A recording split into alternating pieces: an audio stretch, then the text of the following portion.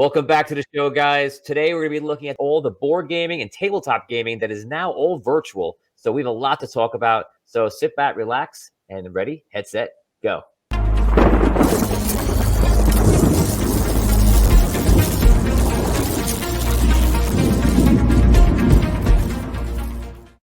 Hey guys, welcome back. I'm Tony Hansen, joined by Rob Sprance, and today we're talking about the world of virtual board gaming and tabletop gaming. So, Rob, you've played Dungeons and Dragons before. I don't think you play regularly, but are you any play any kind of good board games or anything that you're into that way? No, D&D was the one that I used to play. I like that you said you don't think I play it regularly because I was on your show and I made some tremendously poor mistakes the last time. I think you're getting that from. D&D or tabletop is literally about the mistakes. That's the whole point. Because if there were no mistakes, it wouldn't be fun. And if we were all good at it, then it would just be boring. Yeah, you have a very good point. But, I definitely, if you consider cards a tabletop game, I guess in a way poker and blackjack could be considered tabletop in a way. Well, you could do that here. That's right. That's right. Yeah, but most of the like D&D is one that as a kid I used to play all the time. So I'm definitely interested to hear what you got. So, years ago, there are a lot of companies that came out. You have Fantasy Grounds, you have D20, and that's just for tabletop. And there are lots of companies that were offering ways to play on Steam as well, to play board games. And even a lot of games were just being digitized into a virtual version before that, like a Monopoly or whatever game they want to find. And you'd find that on like the store for Xbox, And but now it's because of what we've been through the last few years. Board gaming is now like officially arrived onto these virtual platforms. So one platform I'm going to show you right now, just to give you an idea of example, and there are many. This is just one of them, and it's one that we work with on Audio Dungeon, actually, on the other brand, and it's one that we're sponsored by, and they're called Tabletopia. I'm going to show you that one, but again, there are many that are great, and they all have their perks. So take a look at this. So this is just an example of how it is. On Tabletopia, they basically allow you to move the board all different ways. It's cool because you're not hogging up the interface. It's a 3D interface, obviously, and you're not hogging it up for the other players. So if Rob was playing on his own, he wouldn't be seeing me spin the board and do all these crazy things. And also, imagine you're playing a board game like, I don't know, like Risk or Access and Allies, and you want to really get in and look at a certain spot.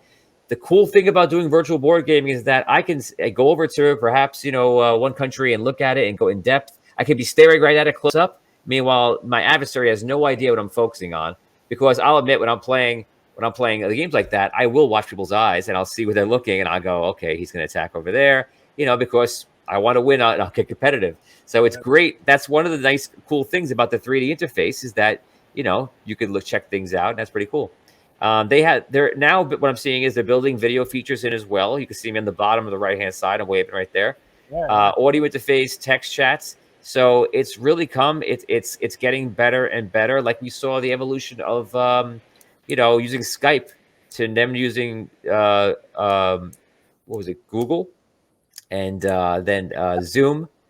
And now we use StreamYard here. These are all different things that people are using. Restream. There's a lot of different sites now that offer a lot of different solutions for streaming and such. So again, it's pretty cool. So in this, they make it so that it's kind of like real life, where you can move the pieces around, and I could even cheat. Because in real life, if I wanted to reach over and move my opponent's pieces, they could yell at me, and I could move them, and that would be like normal. I wouldn't do that, but I could. Mm-hmm. So it's cool because all the games are like that. And when you have these games that are much more in depth, you don't have to clean them up. You don't have to set them up. Playing a game like for tabletop players out there, if you're playing a game like Puerto Rico, for example, Puerto Rico has probably, if I rush, maybe a 15-minute full setup with all the cards just to make them nice and neat. And meanwhile, you turn virtual board gaming on it, and it's done like that. Mess up the board, you can reset it. It's all back to normal. So this is what's kind of booming. And like you were saying, you play cards. They have a couple of different games for cards, poker, and Texas Hold'em, hearts, spades, anything you want to do. It's all up there, and people are just kind of getting used to it. They're adapting now, and they're getting accustomed to being at home and going upstairs and playing with your buddies online. So have you ever played like poker virtual? Yeah, Poker Stars VR.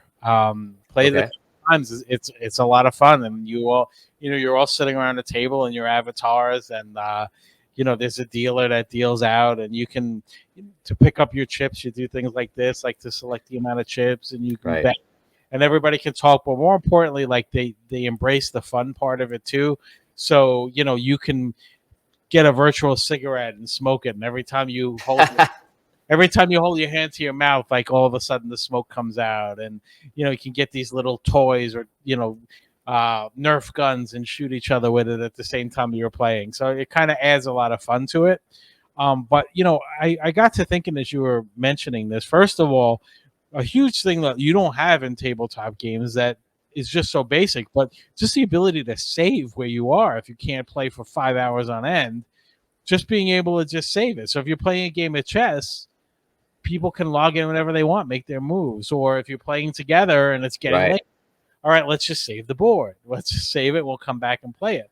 But there is also a game in VR called Demio, which is it's already out on Quest, and April 7th it releases on PC, and it's a tabletop Dungeons and Dragons S type of game where you're all in the same room together and you're making your moves, and it's like a card game. But then, like, if a battle happens, like it actually happens in front of you, almost like Star Wars chess, where they actually fought over the square and things like Right. that.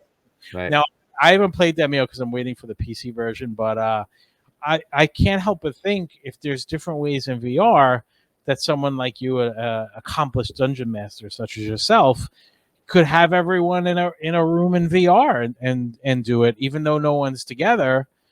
I'm sure there's got to be some Dungeons and Dragons style apps or rooms, or even in VR chat where everyone has their avatar and you can dress as a knight and sit there as a knight and actually just play the game with you. I bet you there's a lot of cool ways to do something like that too. And I know that there are different tabletop VR apps already out there. Yes, there's a few.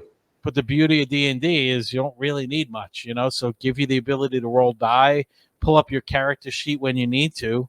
Imagine we're playing and I want to do a spell, and I can bring up the spell book and flip through it real quick, bring it back down, choose my spell like that, instead of going or looking at the character sheet, which doesn't give details.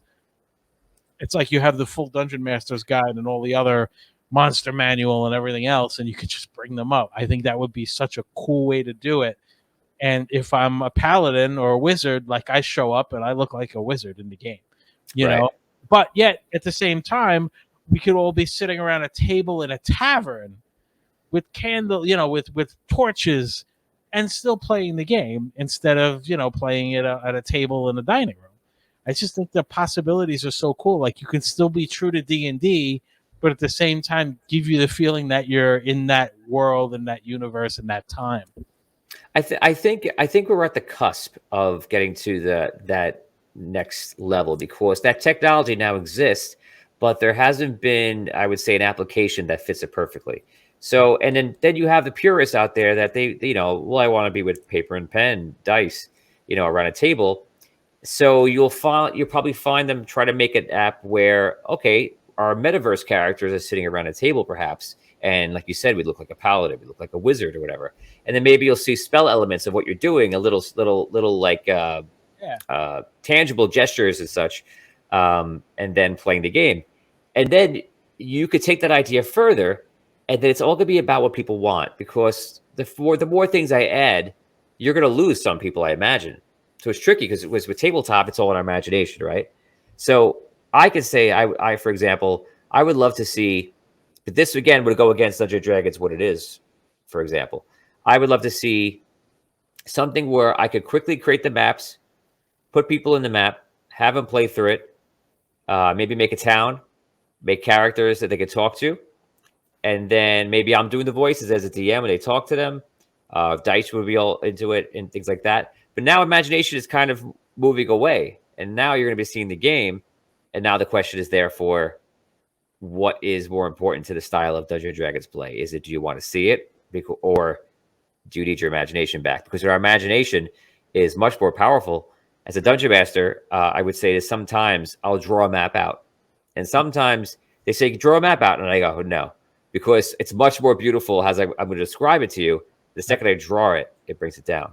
Yep. Yeah. Different. If the different stages, that'd be great if you could turn it on and off based on the game. You make your own custom game. Wizards Coast, are you listening? These are the ones who should develop it. First of all, because they don't have to license out anything. They can develop the room that you play in VR, and they have all of the data and they have all of the manuals and everything.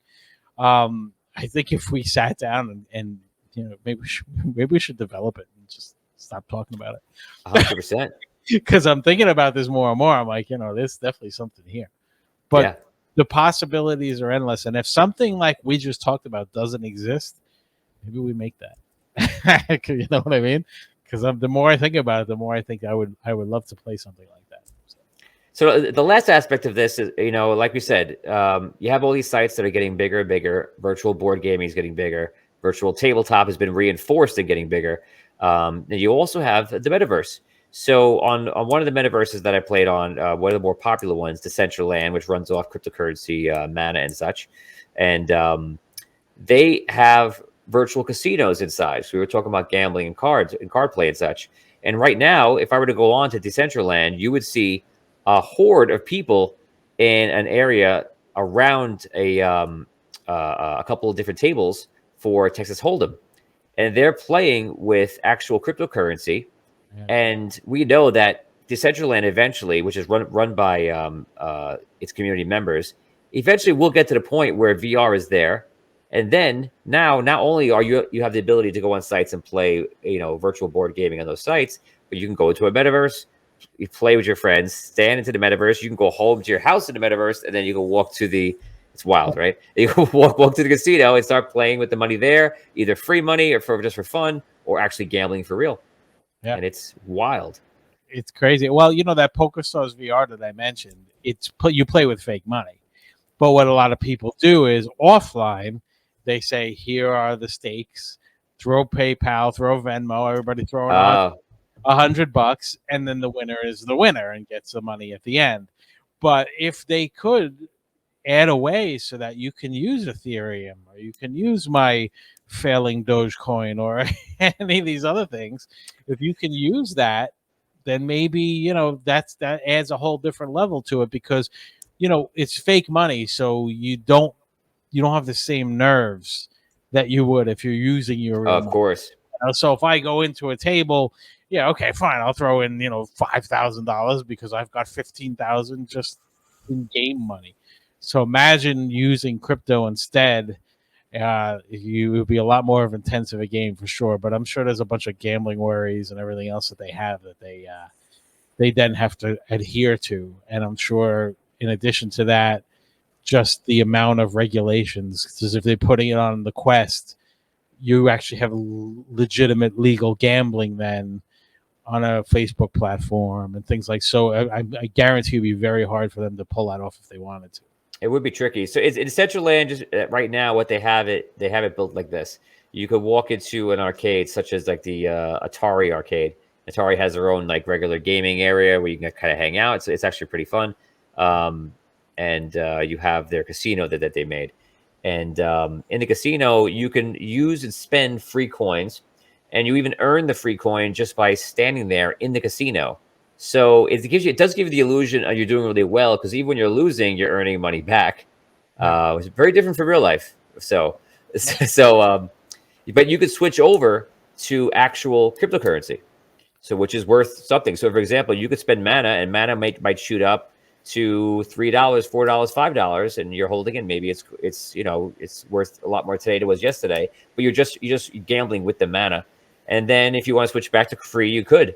And so we are at that point now where you could spend that. Some of the crypto is on the up and up, and some of it is completely baseless. And right now, for the most part, I mean, you're not going to see that in like Decentraland or any other very, very popular metaverses as such. But there's plenty of crypto out there that is been designed by someone who could design it in 10 minutes, puts it out there. You'll see it on CoinMarketCap shoot up like thousands of percentage. Everyone jumps on it because they want to get it on PancakeSwap or Uniswap or something like that. They pick it up, they do a rug pull the crypto goes down to nothing. Someone made a lot of money off literally nothing. I can make Tony coin, goes up a little bit, pull it out.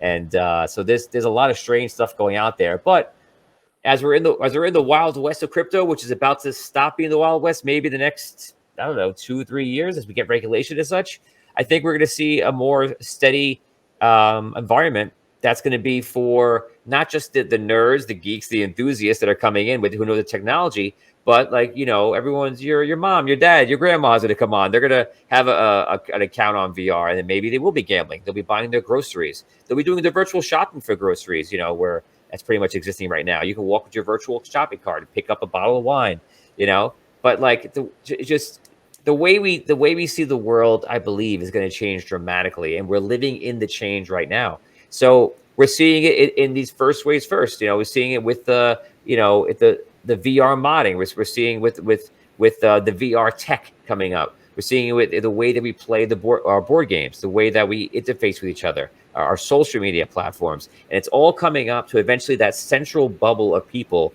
I believe, are going to be comfortable with it, and whatever that last bit of technology and applications come into play to make like the metaverse, and all this stuff is with it. We're going to be living in that new world of technology and playing games in there, and it's going to be pretty cool. It's going to be a lot of fun.